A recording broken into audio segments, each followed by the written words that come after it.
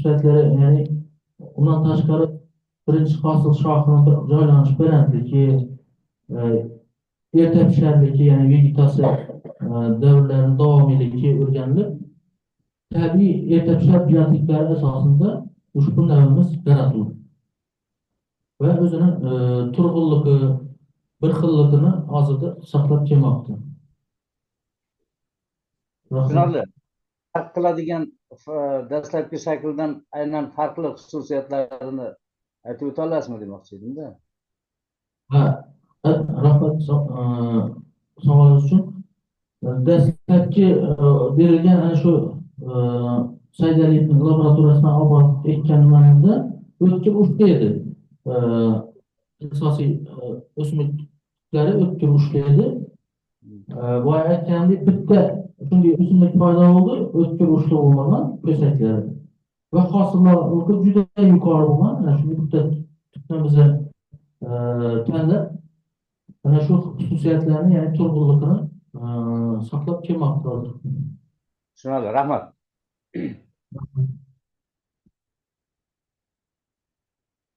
Yana kimda savol bor? Marhamat. Zoomda qatnashayotganlardan. Bor ekan. Marhamat. Assalomu alaykum, hurmatli kengash raisi, kengash a'zolari. Mana bugun biz eshitilyaptimi? Eshityapmiz. Bemalol. Mana bugun patent bo'yicha himoyani eshitdik. Menda ham bitta o'zimni qiziqtirilgan savollarim bo'ldi. Mana maqsadlarda ko'rsatyapti. Tadqiqotning maqsadida ultra tez pishar qimmatli xo'jalik belgilari majmuiga ega bo'lgan deya. Bu uchala yaratilgan navlardan qaysi biri shu toifaga kiradi? Ultra erta pishar deb hisoblaysiz.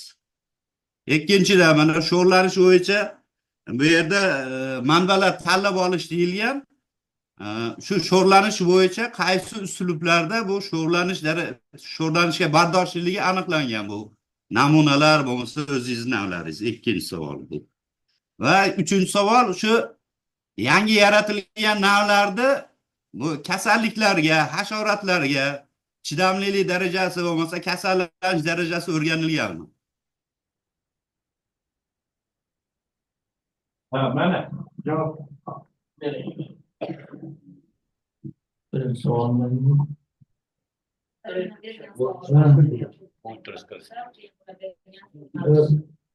vazifalarda ultra tez pishar ana shunday navlar yaratish shaklida ishlar vazifalarga kiritilgan edi. Bizni yaratgan 3 ta navimiz ichida hech qaysi biri ultra tez pishar emas. Bu ham aytdim, bu savolga javob berildi. Lekin biza yaratgan ana shu joylashda yaratgan materiallarimiz ichida tez pisharligi hatto 90 kun bo'lgan seleksion ahamiyati katta bo'lgan jo'ragay materiallarimiz bor. Ular ustida hali ishlar davom etmoqda.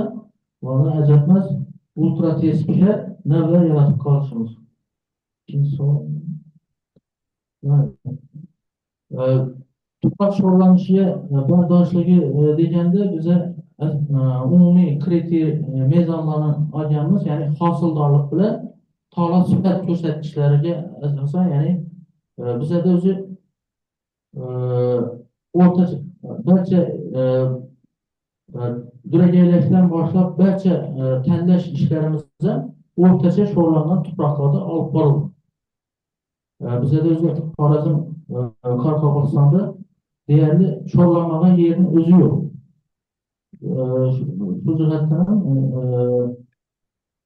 sho'rlangan hududlarda yaratilgan uchun sho'rga bardoshli degan so'zni ishlatyapmiz.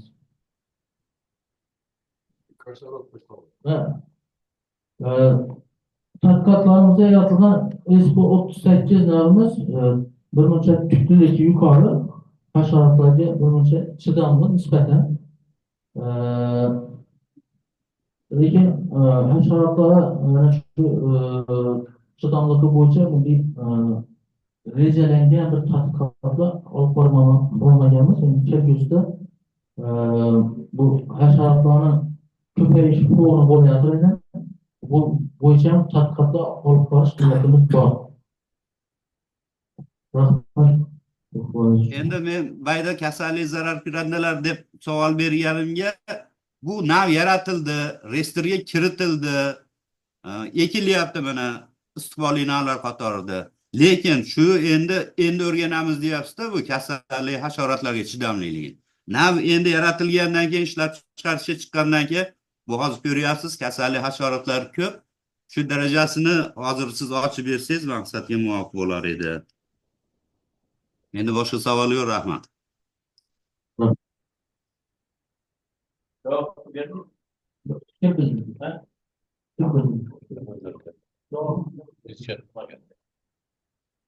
Yana bormi savol? Kimda savol bor? Yeterli. Ya savol bormi? Sizlarda Yo'qmi? bu o'zida savol. Ha? Bo'lmasam, mana yaxshi savol berdim men. Bu yerda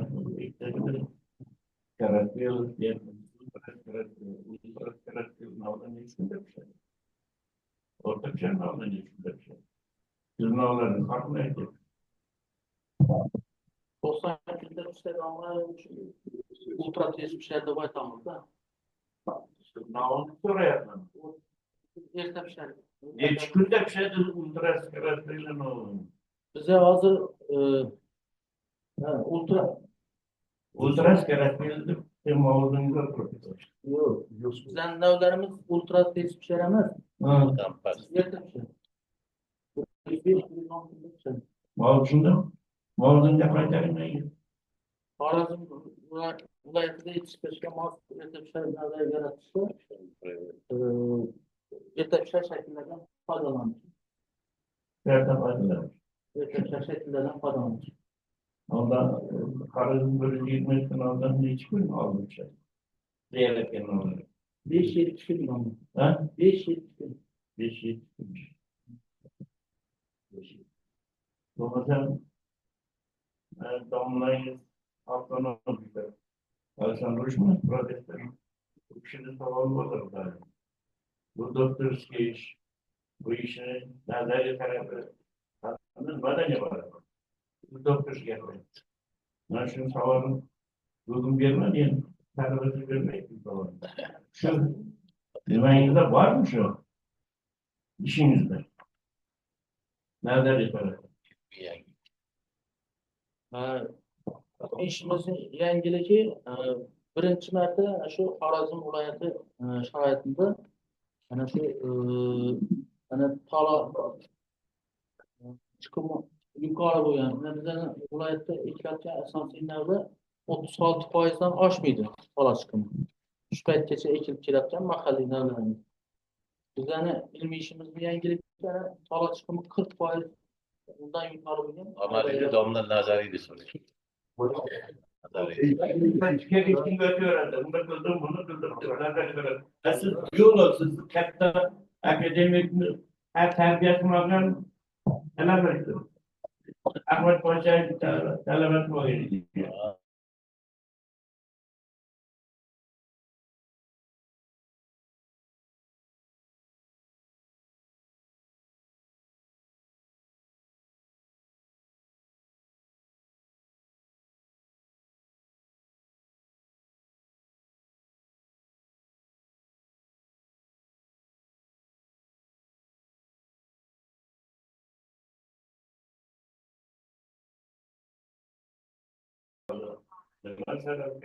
Nama ye lafı şudur ya başkanı İndiya'nın işler çete bu hiç yaklaşmışlar. Olsun benim için bunlar oldu.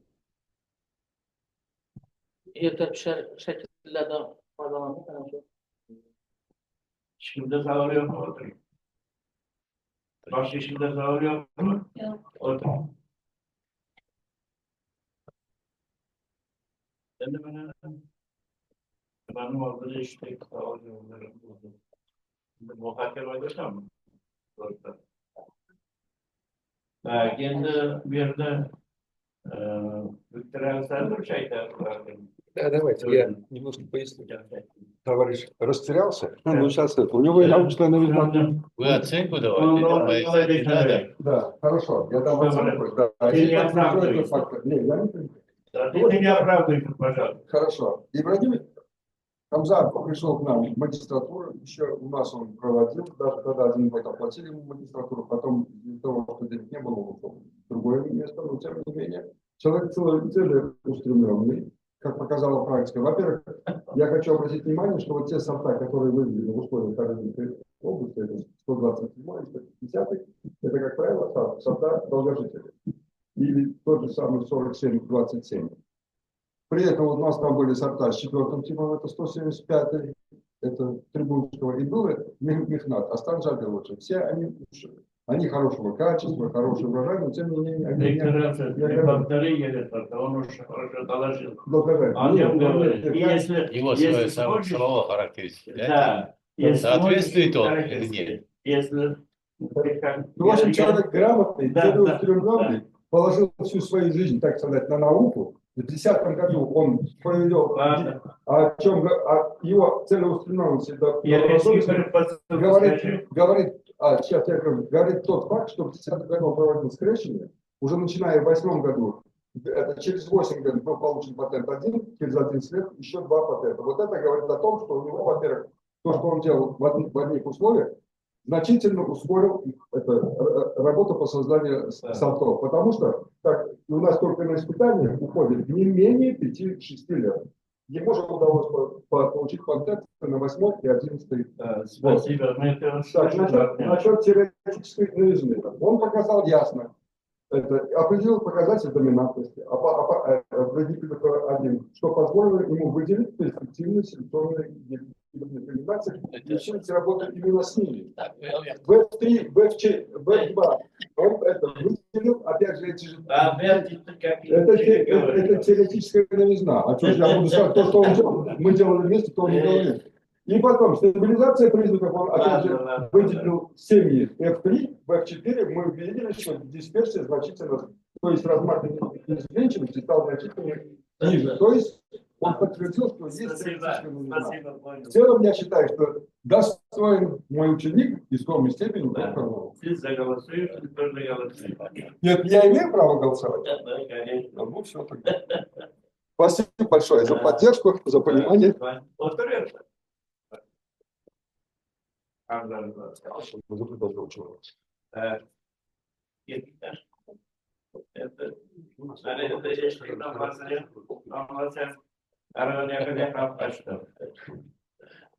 Toshkentga kelgan yo'q, yaqinlashmadim.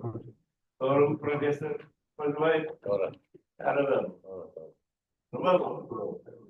Olim o'zini degan sharoitda yarmarkada ko'p gapiradi. Domlalar molni berganda, bu haqiqiy domlalar oxirida nima bilan yakunlashi kerakli boshqa taraflarni hisobga oladi. To'g'ri patent, lekin bu kishi katta domlalarni qo'lga kandat kishilardan xabarim bor. Ahmad Pachayev akademik qo'lga teknologiyalarga boshqalarni savol berib, professor Amanat siz savol berdilar. To'g'ri savollar tushdi. Lekin hammasi aqlsizlikda nisbiy arifmetik hisob bilan hammasi shu baholanyapti-da. Ba'zilariga boshqaga boshqaga. Lekin bizga turishni qo'yadi, lekin qandaydir buni ilmiy asoslash kerak. Nohol deydi. Menga aytdi, dars oldindan lekin endiga kim muhokamaga chiqadi? Boşa bir ortamda yapılıyor.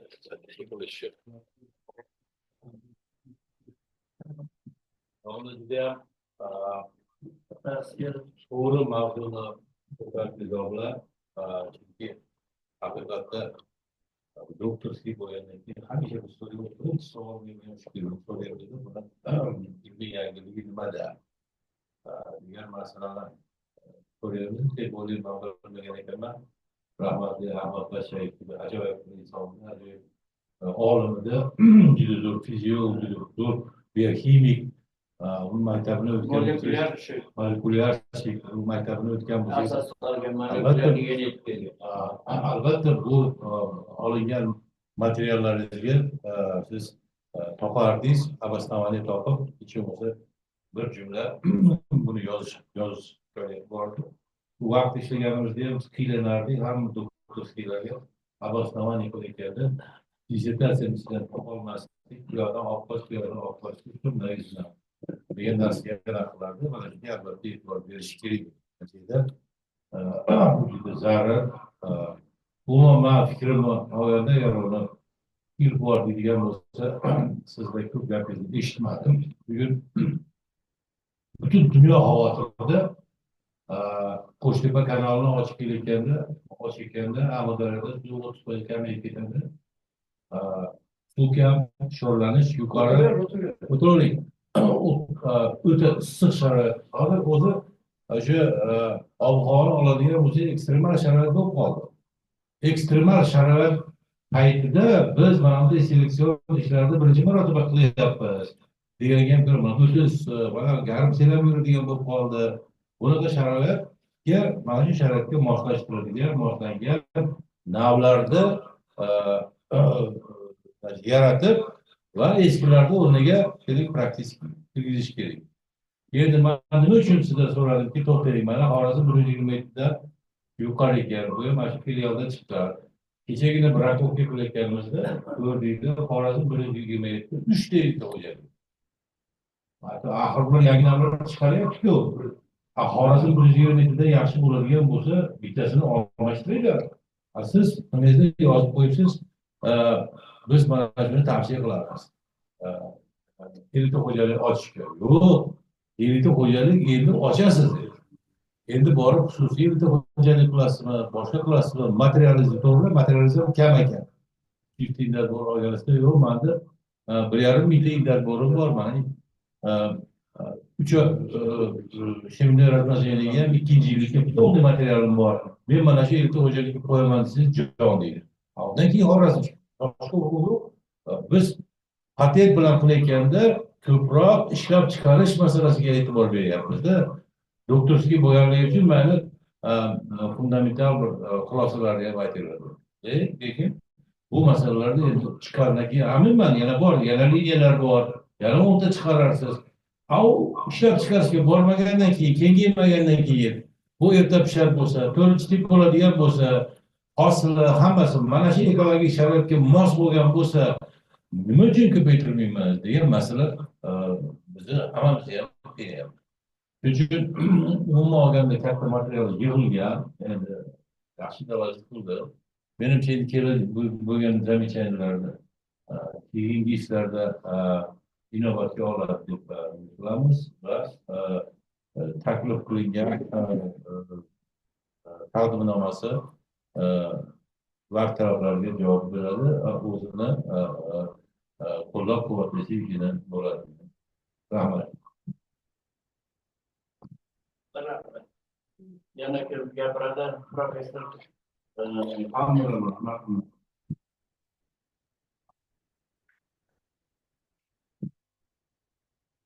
Men ishimni Telegramda tashlagan bo'yicha qarab chiqdimda, material shu darajada ko'pki, men o'yladim, bu dissertatsiya bilan ham himoya qilish imkoniyatiga ega. Lekin natijalari bor, mana shu ishda patent bilan chiqarib turgan ishni ijobiy baholayman. Shu bilan bir qatorda shogirdlaringiz uchun, balki keyingi ishlaringiz uchun hisobga olasiz degan umidda aytib o'tamanki, mana hozir siz HP kvadratlarni hammasini ishlagansiz, to'g'rimi? Keyingi etaplarda oylik qismini nav yaratishgacha borgansizda. Siz aynan mana shu bo'lim qismlarini yoritib aytib o'tib ketmadingizda, shu genotipga urg'u bermadingiz, dominantligi yoki o'sha irsiyanish irsiyatiga e'tiboringiz qaratmadingiz. Aslida sizda o'sha materiallar bor, unikal materiallar, Hindistonniki deyapsiz, Amerikaniki, ho'za o'sha genotipga bog'lab gapirganingizda yana ham nur ustiga nur bo'lardi. Lekin o'sha sharoitda boya domla aytganlaridek ekstremal sharoitda shunchalik materiallar yaratilgan, navlardan tashqari demak qo'llarda sezmalar bor. Xudo xohlasa shogirdlar bilan qiladigan ishlari bilan kamchiliklari hisobga olgan holda olib boradi ishlarni. Ishni ijobiy baholayman.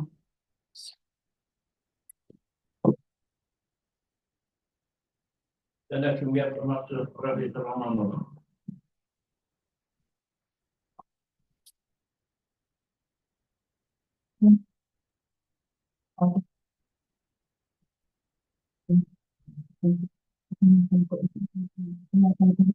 Lekin buning uchun kerak, ularni hozir qilgan prezentatsiyasi biz avvalgi o'tgan safargi va keyingi nimalardagi prezentatsiya qilganlarga nisbatan ancha jadvallar tartibga solinganligi, jadvallarga berilgan ma'lumotlarning dastaveriyligi bilan ajralib turadi. O'zlari ham juda yaxshi bemalol, hech hayajonlanmasdan javob berdi. Lekin javob berishda asosiy faqat jadvallardan tashqariga chiqmadilar. Asosan nazariy tomonga va doktorskiy bo'lgani uchun nazariy savollarga javob berishga harakat qilish kerak deb tayyorlanish kerak deb o'ylayman. Chunki har qanday seleksiyada, masalan, seleksiya yangi sintetik seleksiya olyapmizmi, birinchi o'rinda uni biz morfologik belgilari bo'yicha ajratamiz. Belgilar morfologik va qimmatli xo'jalik belgilari bo'yicha. Masalan, qurg'oqchilikka chidamlik bo'yicha bu bizgacha ham bugun biz talabalarimizda o'qiganmiz. Qurg'oqchilikka chidamlik bo'yicha ajratilganda tashqi ko'rinishda birinchi o'rinda dartlardagi tuklar soni ko'pligi, boshqa xususiyatlarni deb aytilgan. Ko'p adabiyotlarda paxta bo'yicha paxtachimiz.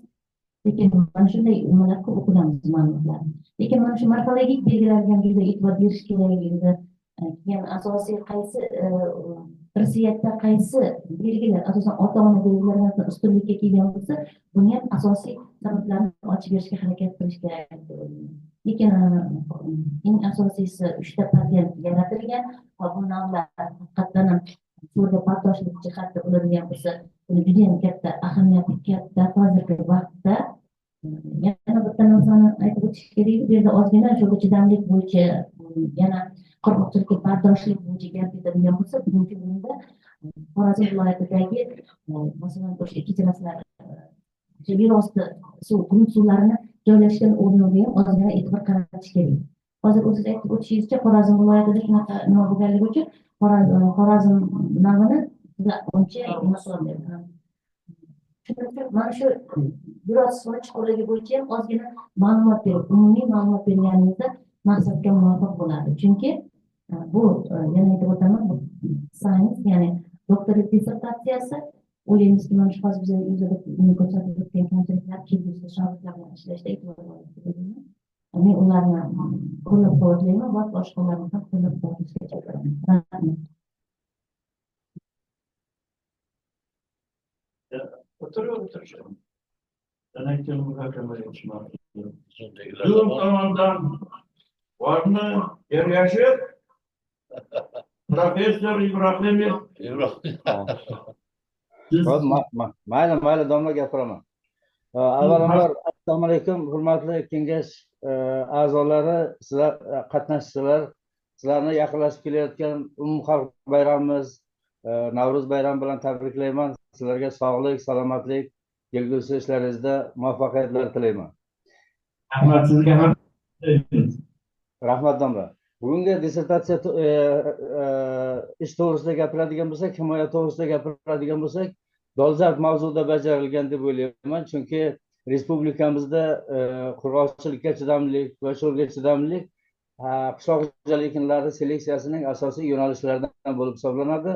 Muallif shu yo'nalishda g'o'za kolleksiyasini to'plagan, sho'rga chidamli namunalarda ajratgan, duragaylash ishlarini olib borib, irsiyatda o'zgaruvchanlik qonuniyatlari asosida sho'rga chidamli, hosildor va tola sifati yuqori bo'lgan namunalarda ajratishga muvaffaq bo'lgan. Bu namunalar kelajakda g'o'za seleksiyasi uchun dastlabki material bo'lib, dastlabki material bo'lib xizmat qilishi mumkin. Bundan tashqari, sho'rga chidamli g'o'zani mana 3 ta navi yaratilgan ekan. Bu navlar ayniqsa sho'rga chidamliligi xususiyati bo'lganligi uchun ham ahamiyati katta deb o'ylayman. Bundan tashqari, olim sifatida Hamza Aminbayevni imkoniyatlari yuqori ekan deb hisoblayman, chunki biologik bazaviy ma'lumotga ega ekanligi kelajakda olib borilayotgan ishlarni faqat seleksion nuqtai nazaridan emas, balki fiziologik, biokimik, umuman o'simliklardagi biologik jarayonlar bilan bog'lab yangi yo'nalishdagi tadqiqotlar olib borishiga katta imkoniyatlar yaratib beradi deb o'ylayman. Endi ish to'g'risida nima qiladigan bo'lsak, men boya savol berdim. Har qanday analitik seleksiyada yaratilgan analitik seleksiya usuli bilan yaratilgandan keyin nav qaysi obyektdan tanlab olgan bo'lsa, shu obyekt bilan taqqoslab, farqli tomonlarini yaxshilab ochib berganda, u faqat morfologik belgilar emas, balki boya aytilganda biologik, xo'jalik, qimmatli xo'jalik belgilari, hosildorligi, tola sifati bilan. Chunki bu yangi genotip. Tanlab olingan yangi genotip, analitik seleksiya. Shuning uchun ham taqqoslanganda işte ahamiyati yanada yuqori bo'ladi deb o'ylayman. Umuman işte mana shu qimmatli navlar yaratilganligi O'zbekiston Respublikasi Oliy Assotsiatsiya komissiyasining seleksiya yutuqlari asosida dissertatsiyasiz qishloq xo'jalik fanlari doktori, Doctor of Science ilmiy darajasini olishga loyiq deb hisoblayman. Kelajakdagi ishlarda muvaffaqiyatlar tilayman. Rahmat. Ibrahim, sog' bo'lin, salomat bo'lin. Ro'zg'or yurtlardan katta salom aytib qo'ying. Bayramlarni o'raldirmasin, aytlarni yaxshi ko'ringlar. Katta rahmat domla. Hammalaringizga sog'lik, salomatlik tilayman. Rahmat. Da boshqa yana kim bor gapiradigan? Yo'qmi? O'tirib turadi. Bunda gapiradiganlar olsa, yana qisman gaplarini u ham aytib qo'ydi, ana ham aytdi.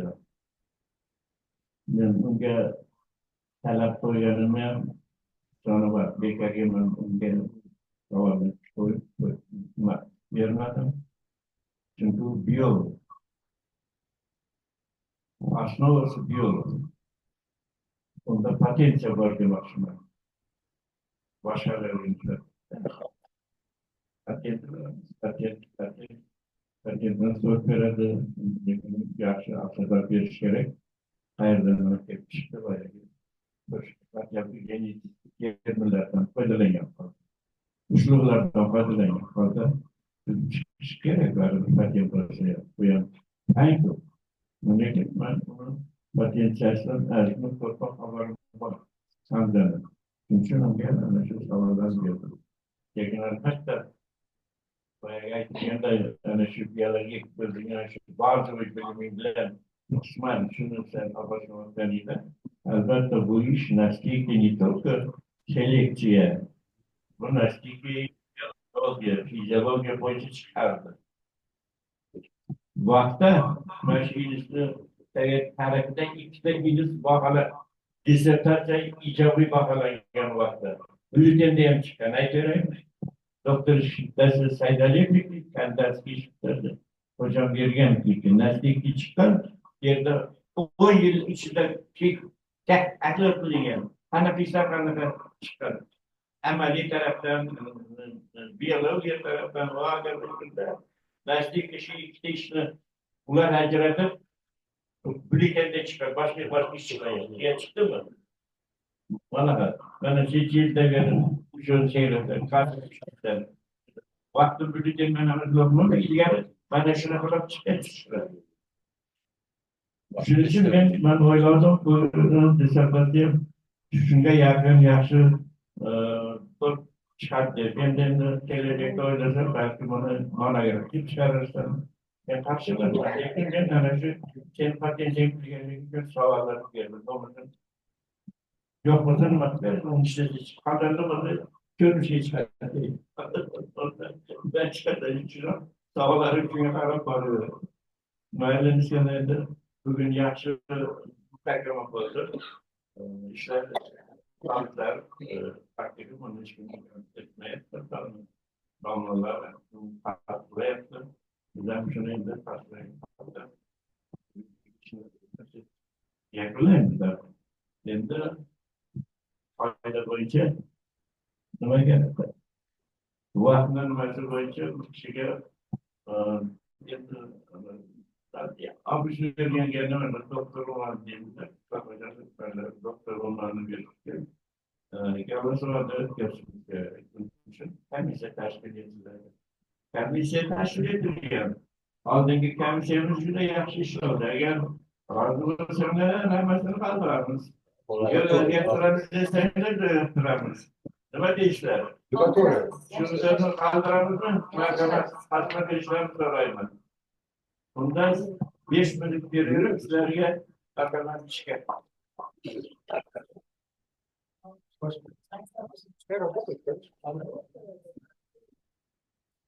Так что да, сразу понял.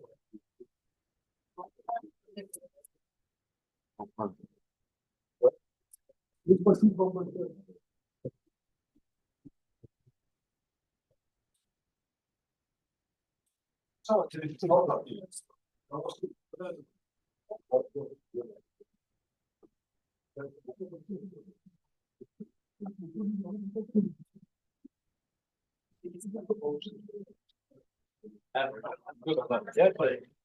Сколько попросили, столько взял. Assalomu alaykum. Yaxshimisiz? Assalomu alaykum. Ben geldim. Standart promotion oldu. Bu için.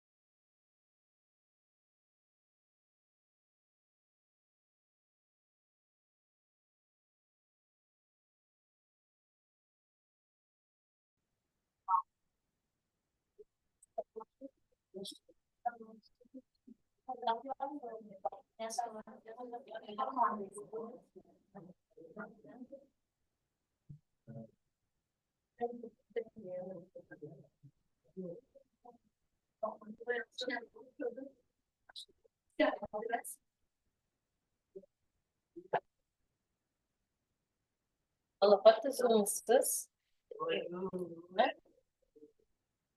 Siz de tanımam.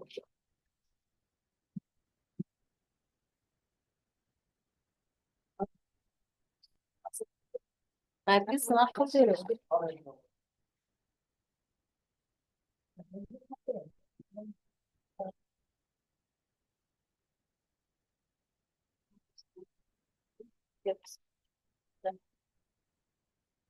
Ne kadar istiyor?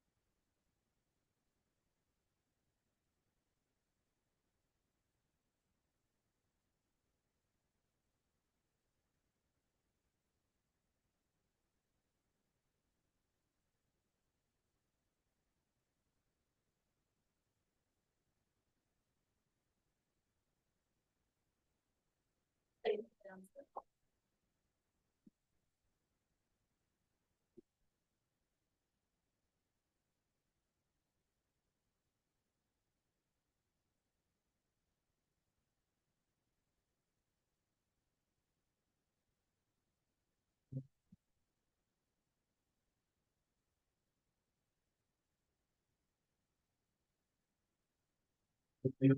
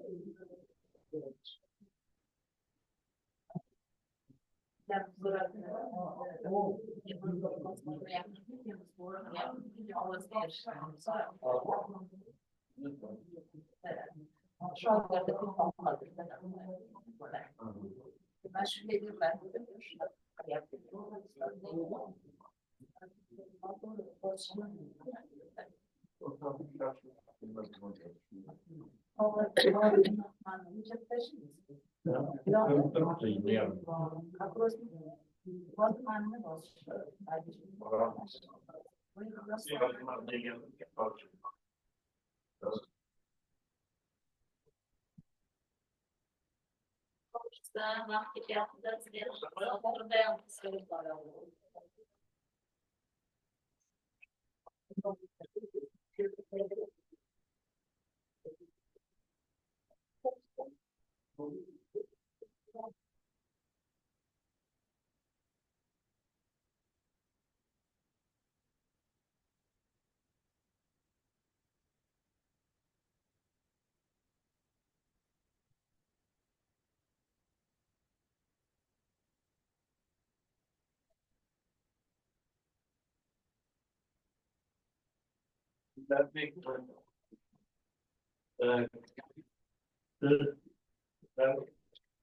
Komisyon reisi, komisyon reisi.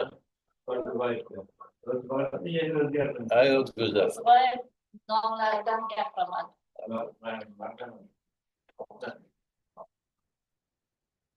Sud komissiyasi majlisining bayonnomasi DSS 05/08/2024 raqamli ilmiy darajalar beruvchi ilmiy kengash.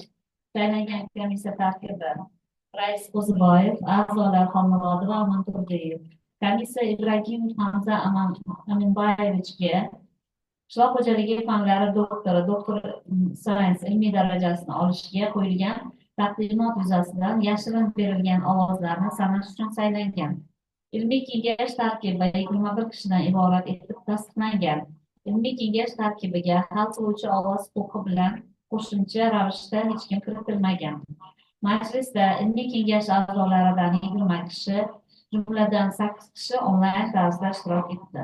12 ta byulleten tarqatildi, 8 ta onlayn ovoz berildi, 9 ta byulleten tarqatilmay qoldi. Uchada 12 ta byulleten borligi aniqlandi. Ovoz berish natijalari: Ibragimov Hamza Aminbayevichga qishloq xo'jaligi fanlari doktori, doktor science ilmiy darajasini berish bo'yicha quyidagicha ovoz berildi. Tarafdorlar 19 ta 95%, qarshilar 5%, yaroqsiz deb topilgan byulletenlar yo'q. Hisob komissiyasi raisi Qo'ziboyev, a'zolar Xolmurodova, Aman Turdiyev. Shavkat Qo'ziboyev. Rahmat.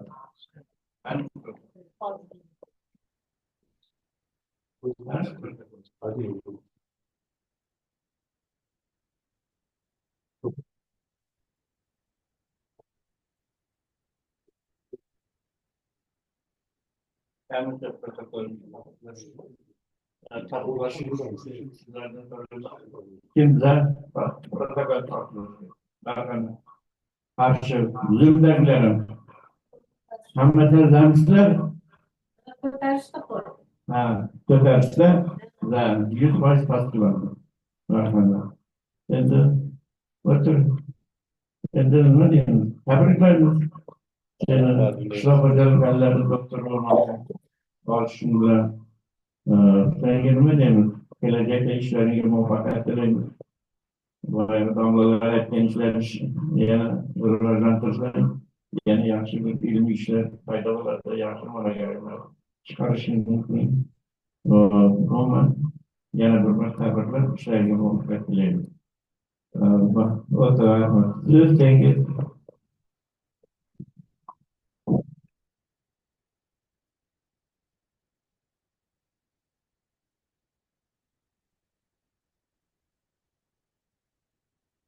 Avvalambor shu ilmiy ishimiz tarbiyasida maslahatlar bilan ko'p yillardan beri yordam berib kelayotgan Viktor Aleksandrovich Avtomovga katta rahmat aytaman.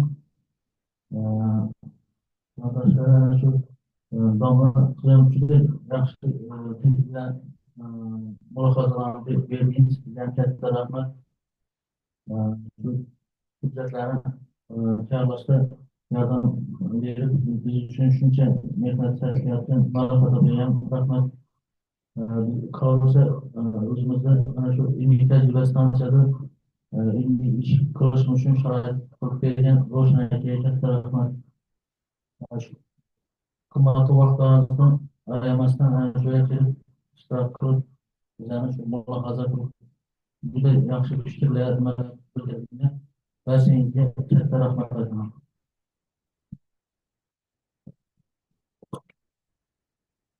Endi harakatda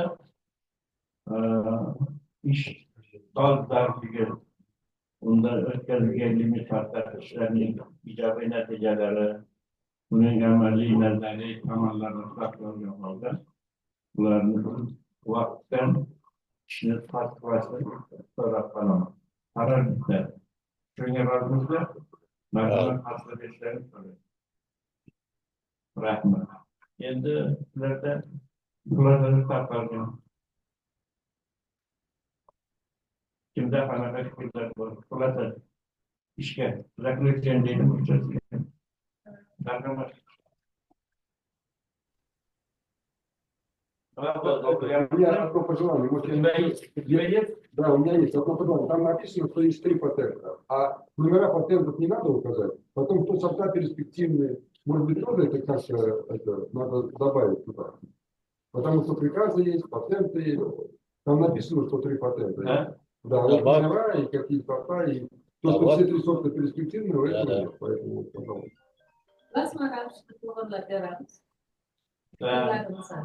Başka fikirler olmasa, oturasın, literatürde tiyatro karışık basmakları da kıymetli. Tiyatronun toprak kurtarmaları olmuş da olur. Normal var mı? Правильно, да? Да, да, конечно. Да, спасибо за вопрос. Это с этим учетом замечанием прошу утвердить договор. Да, против есть. Так, я думаю, что это нет. Да, endi taklif belgilari bor. Tiyatlarni marhamat. Nima?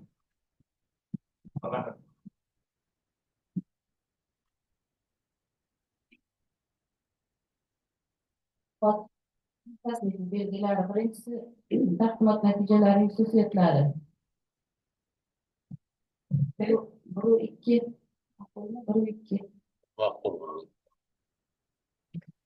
İkinci taqdimot natijalarining yangilik darajasi. Natijalar yangi.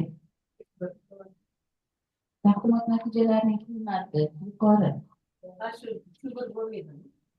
Yo, bo'lmaydi. Juda yuqori. 2-2. Taqdimot mavzusining ilmiy tadqiqot rejalari bilan bog'liqligi 2. Amaliy ahamiyatga molik taqdimot natijalaridan qay miqyosda foydalaniladi? Format miqyosida.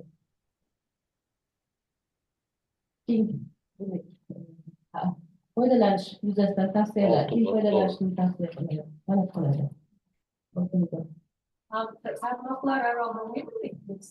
Yo'q.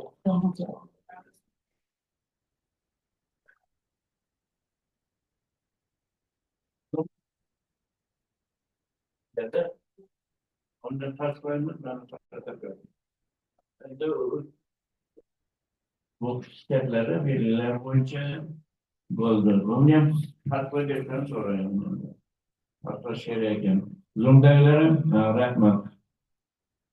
Bu bundagi ikkinchi masala ham yakuniga yetdi. Uchinchi masalamiz bor. Marhamat, nima? Yurmi kotiba.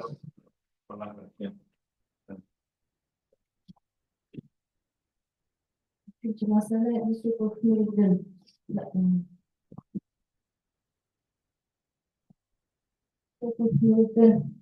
Hasanchning yumshoq bug'doyning issiqlikka va suvsizlikka chidamli mahsuldorlik ko'rsatkichlari yuqori navlarni yaratish to'g'risidagi qishloq xo'jaligi fanlari doktori dissertatsiya ishini himoyaga qabul qilish, unga rasmiy opponentlarni tashkilotini tayinlash. Talabgorning qisqacha ma'lumotlariga to'xtaladigan bo'lsak, talabgor 1975-yilda Jizzax viloyati G'allaorol tumanida tug'ilgan. Latifbek 2005-yilda Samarqand qishloq xo'jaligi institutining agronomiya yo'nalishida bakalavr, 2008-yilda umumiy dehqonchilik mutaxassisligida magistratura bosqichini tamomlagan. 2019-yilda Toshkent davlat agrouniversiteti huzuridagi ilmiy darajalar beruvchi ilmiy kengashda falsafa doktori dissertatsiya ishini himoya qilgan. Hozirgi kunda Lavkor dehqonchilik ilmiy tadqiqot institutining instituti xodimi hisoblanadi. Ilmiy ish mavzusi 2021-yil Lavkor dehqonchilik ilmiy tadqiqot institutining 19-sonli bayoni bilan tasdiqlangan va ilmiy rahbar sifatida biologiya fanlari doktor professor Boboyev Saidmurat Kimsanboyev tayinlangan. Dissertatsiya ishi mavzusi 2024-yil Oliy attestatsiya komissiyasi byulletenida e'lon qilingan. Dissertatsiya ishi paxta selektsiyasi o'tkinlik yetishtirish agrotexnologiyalari ilmiy tadqiqot instituti huzuridagi ilmiy kengash qoshidagi ilmiy seminar yig'ilishining 4-sonli majlisida 14-fevral 2025-yilda muhokama qilingan. Ilmiy seminar xulosasidagi quyidagicha takliflar berilgan. Rasmiy opponentlar sifatida Berdilayev Zohidjon Fayzullayevich, birinchi rasmiy opponent, ikkinchi rasmiy abonent Aluqulov Safar Minglaqulovich, uchinchi abonent Qarshiyeva Umida Shukurovna. Yetakchi tashkilot sifatida O'simliklar resurslari tadqiqot instituti tavsiya qilingan. Dissertatsiya mavzusi bo'yicha demak qolgan hujjatlar har bir talab bo'yicha rasmiylashtirilgan, hujjatlar hujjatida keltirilgan. Eshitmayman ma'lumotni kimda qanday savollar bor?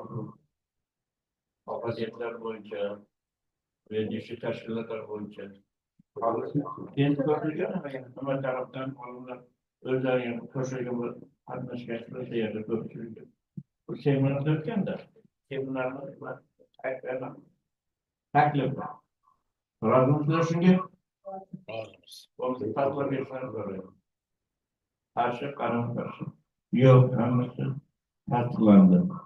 Kun tartibi shu bilan yakunlandimi? Kun tartibi yakunlandi. Endi hammalaringga rahmat. Yaxshi faol ishtirok etdinglar. Ijobiy ish mana bir nima qaparimizga yana bir anlamlardan yana bir doktor Navuk albatta paydo bo'ldi. O'ylaymanki shu bilan yanada rivojlanishga ular o'zlarini ta'sirini qo'shadi degan umid bilan Rahmat ommasiga. Nimadan merosda bir choy beradi. Soat 6dan to'liq. Soat 18:00 merosga qo'shamiz.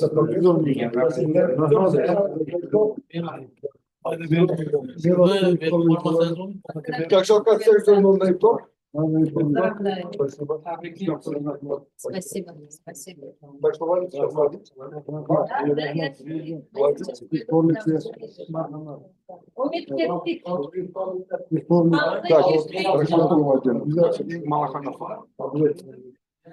Так, ну спасибо большое. Meros. Так, Hamza. Sakkiz nolga merosga iftorlik bo'ladi. Tebrikler.